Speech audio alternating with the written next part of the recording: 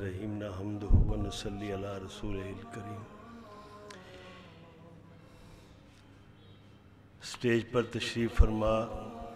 حضرات گرامی قدر برادر محترم مکرم جناب مجیب الرحمان شامی صاحب، حاضرین مجلس، یہ ایک نیک آدمی کا ذکر ہے اور میں 70 کی اس دہائی میں تھوڑی دیر کے لیے جاؤں گا۔ تھوڑی دیر کے بعد جب وہ نیک آدمی نوجوان تھا، ہم سب پہ لڑک پن کی اور نوجوانی کی درمیانی بھرپور سٹیج تھی، ابلتی ہوئی، چھچلتی ہوئی، رقص کرتی ہوئی، جذبات میں ڈلتی ہوئی۔ اس سے پہلے چند باتیں ویسے ہی میں نے نوٹ کی کہ مثلاً حافظ محمد ادریس جو ہیں، اب تو ان کا شخصیت کا جو باو بھرم ہے اس کو دیکھ کے میرے جیسے لوگ جو یقیناً ان سے عمر میں بڑے ہیں، سینئر ہیں، تو ایسے چھوٹے بھائی یا عزیز ہوتے ہیں جن کا کردار اس قابل ہوتا ہے کہ آدمی ان کو رسپیکٹ سے ہی دیکھتا ہے، اور وہ اس قابل ہوتے ہیں کہ ان سے بے تکلفی ہوتے وقت بھی خیال رکھنا پڑتا ہے۔ یہ جب لاہور آئے ہیں تو ان کے بڑے بھائی غالباً کزن ہیں، اور میرے تو خیر وہ تھے ہی اور ہیں، عثمان غنی صاحب۔ تو حافظ صاحب کی زندگی کا دراصل بنیادی آغاز یہ ہے کہ جب یہ لاہور تشریف لائے تو عثمان غنی صاحب نے ان کو جو بریفنگ دی کہ لاہور میں کیسے رہنا ہے، تو ان کی اس میں انہوں نے بہت سے ایسے فارمولے بتائے کہ اگر لاہور میں یہ پرابلم پیدا ہو تو تم کو اس وقت یہ کرنا ہے۔ تو جب یہ اپنی زندگی کا اور اپنے اس کو جب بھی دیکھتا ہوں تو مجھے وہ یعنی یہ جیل روڈ پہ فیروز پور روڈ پہ ہم رہتے تھے، عثمان صاحب ایک وہ مکان تھا یا حویلی سی تھی، اس میں کچھ لوگ، تو اس وقت حافظ صاحب تشریف لائے تھے، اور پھر ان کی زندگی آپ کے سامنے ہے۔ سلیمانی صاحب کے نماز کے حوالے سے ذکر ہوا ہے، اور نماز پہ ان کا جو قیام ہے وہ ظاہر ہے دین کی زبان میں، مسلم کلچر کی زبان میں بڑے نصیب والے ہیں یہ لوگ۔ تو ایک اور نماز ہے جو میں نے پڑھتے دیکھا ہے ایک آدمی کو، اور میں کبھی نہیں، یعنی میں نے جب بھی کبھی ان پہ لکھنے کی کوشش کی ہے، صحافت میں اختلاف ہوتا ہے تو میں رک جاتا ہوں، میرا خیال ہے میں نے نہیں لکھا، جائز بھی تنقید جو ہے اس کو بھی میں گزار گیا، اور وہ ہے جن لوگوں نے میاں طفیل محمد کو نماز پڑھتے دیکھا ہے۔ ایسا خشوع و خضوع، ایسی کپکپاہٹ، ایسی مستغرق رغبت۔ میں جب 5 ذیلدار پارک میں جاتا تھا اور میری نگاہ ان پہ ایسے وقت پڑ جاتی تھی جب وہ نماز پڑھتے تھے، تو آپ کو میں بتا نہیں سکتا کہ نماز کے مقام کی اتنی زیادہ نظریاتی اور جسمانی تشکیل میرے ذہن میں واضح ہو جاتی تھی کہ مجھے کسی وضاحت کی ضرورت نہیں رہتی تھی۔ اسی طرح برادر محترم و مکرم نے کہا ہے کہ یہ کیا بات ہے، اتنے نعرے، انہوں نے ایک طرح سے مقدار بھی بتائی ہے، اور اتنی تنظیمیں اور پاکستان، تو پھر کیا ہے؟ جواب ہے میرے پاس، لیکن یہ ٹاؤن شپ کی گلی نمبر 3 کے پرائیویٹ کمرے میں دیا جا سکتا ہے، یہاں نہیں۔ یہ ان کی بات کا جواب۔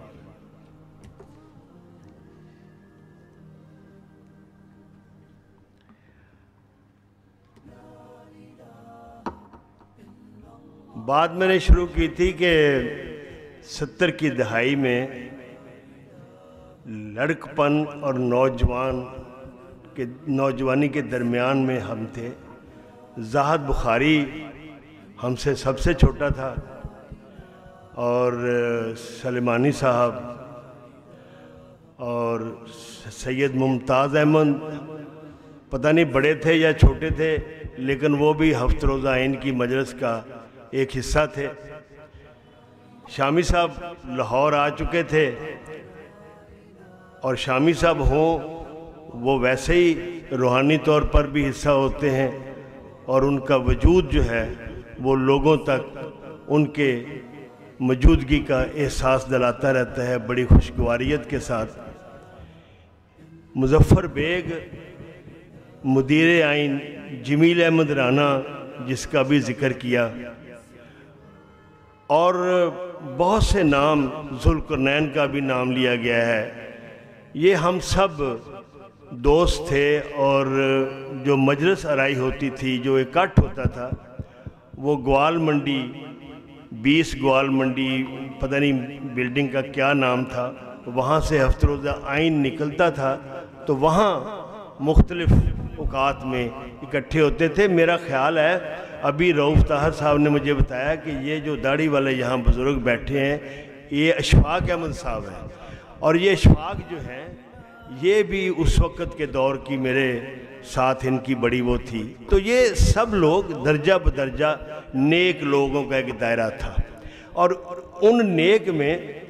میں بھی تھا۔ برائے کرم مجھے کسی اور نام سے نہ پکارا جائے، لیکن بہرحال میں اتنا زیادہ منظم قسم کا باضابطہ نیک نہیں تھا، نہ ہوں۔ تو یہ وہ دور ہے جب پاکستان جو ہے وہ بنیادی طور پہ اسلام کے راستے پہ چلنے اور اسلام کے مقابل کسی دوسرے اتحادی راستے پہ چلنے کی نظریاتی کشمکش میں سفر کر رہا تھا۔ یہ وہ دور ہے جس میں اسلامی جمعیت طلبہ ہے، اہل قلم ہیں، دایاں بازو ہے، اور ایک تحریک ہے، اور ایک پورا ملک ہے جو رواں دواں ہے، اور دوسرے جو نظریاتی گروہ ہیں وہ بھی رواں دواں ہیں۔ اس میں یہ لوگ ڈیولپ ہوئے،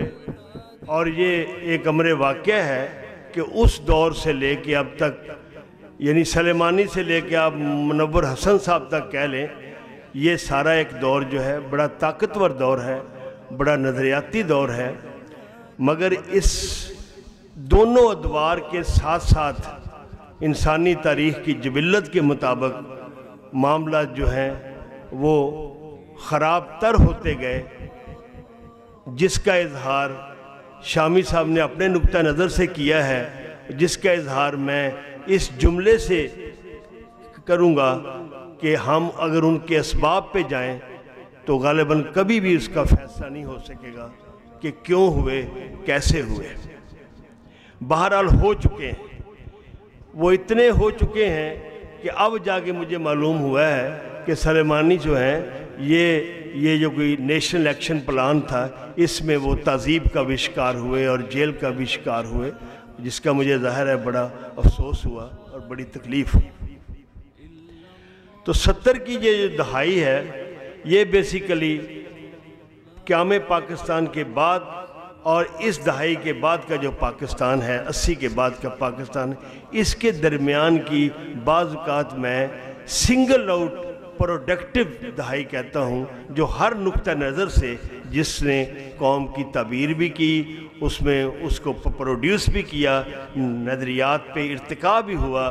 اور کتابیں بھی لکھی گئیں، اور سوسائٹی جو تھی وہ اختلاف رائے کے باوجود بڑی بھرپور رونق، منظم اور مربوط اس کے اندر موجود تھی، جو اب نہیں ہے۔ رونق تو ہے، غالباً اس کو منظم نہیں کہا جا سکتا، اس کو بھرپور نہیں کہا جا سکتا، اس کو پیداواری نہیں کہا جا سکتا۔ کسی نہ کسی درجے اور نوعیت سے لفظ فساد فی الارض جو ہے، اس کو آپ کو یہاں پہ اس کا اطلاق کرنا پڑتا ہے۔ کوئی ہلکا کرے، اعتدال سے کرے، انتہا پہ کرے، لفظ بحیثیت مجموعی یہی ہاتھ آتے ہیں کہ ابتری ہے، فساد ہے، انارکی ہے، انتشار ہے، وہ جو میرے لفظ تھے 70 کی دہائی تھے، پیداوار ہے، تخلیق ہے، کتابیں ہیں، نظریاتی کشمکش ہے، اختلاف رائے ہے، لیکن رواں دواں ہے، بات ہو رہی ہے، ڈائیلاگ ہو رہا ہے۔ تو یہ فرق جو ہے وہ پیدا ہوا۔ تو وہ پھر وقت بدلتا ہے، میں مجیب شامی صاحب سے ملنے ان کے کمرے میں گیا۔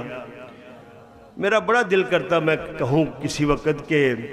میں ان کی خدمت میں حاضر ہوا، مجھے ایسی ہی معاملہ ہے ان کے ساتھ، میں ان کی خدمت میں حاضر ہوا۔ حالانکہ میں تو ملنے جاتا ہوں، کوئی بھی بیٹھا ہو میں بیٹھ جاتا ہوں، اور کوئی بھی بیٹھا ہو تو وہ بیچارے اٹھانے میں مجھے پرابلم فیل کرتے ہیں روحانی طور پر، اور میں نے یہ جان بوجھ کر 5-6 جملے استعمال کیے ہیں۔ میں بڑی دیر سے یہ چاہ رہا تھا کہ مجھے کہیں موقع ملے تو میں شامی صاحب کے بارے میں اپنے جذبات کا ایک ہلکا سا رخ جو ہے وہ پیش کروں۔ آج اللہ نے مجھے وہ موقع دے دیا۔ تو وہاں پہ زاہد بخاری صاحب بیٹھے ہوئے تھے۔ اب ظاہر ہے زاہد بخاری اور گوال منڈی اور 70 کی دہائی اور آئین کا شمارہ اور صبح اور دوپہر اور شام اور اس میں میرا وجود اور ان کے ساتھ گپیں،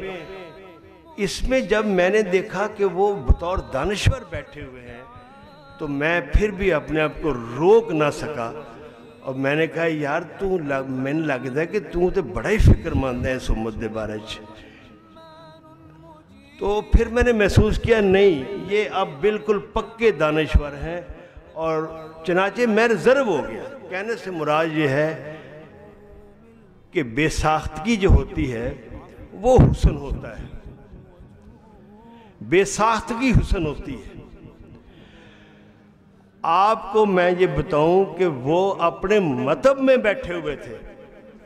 برسوں کے بعد مجھے کام پڑا، میں نے کہا کہ سلیمانی صاحب سے ملا جائے یار، وہ سنا ہے بڑے باپ کی گدی سنبھالی ہے، کوئی میرے پرابلم ہے جسمانی کافی، تو میں ان سے ملنے چلا گیا۔ اور جب میں نے وہ جہاں بیٹھے تھے وہ مریض دیکھ رہے تھے، تو مریض جب باہر آیا تو آپ یہ دیکھیں کہ 10 15 20 سال کا فرق ہے اس ملاقات میں، اور اس وقت تک وہ امیر جماعت بھی ہو چکے ہیں، اور جو مقام و مرتبہ ان کا یقیناً ہے، میرا دل کہتا ہے، چونکہ اس کو نیک دیکھا اور پریکٹیکلی نیک دیکھا ہمیشہ دیا۔ لیکن جب میں انٹر ہوا تو میں نے کہا سلیمانی بڑا پروٹوکول ہے یار، ہے تو بڑی مصیبت ہے، تیرے نال تو ملنا ہی صاحب ہے گا۔ کہندا کہو جی گل کر دیو،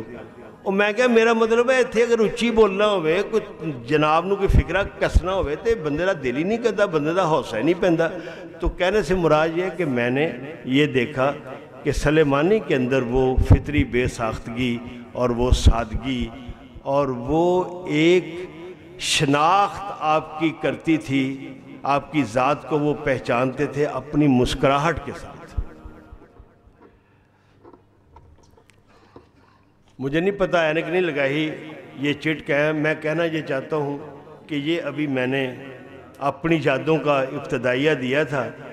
تو اب میرا خیال ٹائم کا بحران ہے۔ فی الحال آپ اس صندوقتے پر گزارا کریں، پھر کبھی موقع ملا تو سلیمانی کو مزید یاد کریں گے انشاءاللہ۔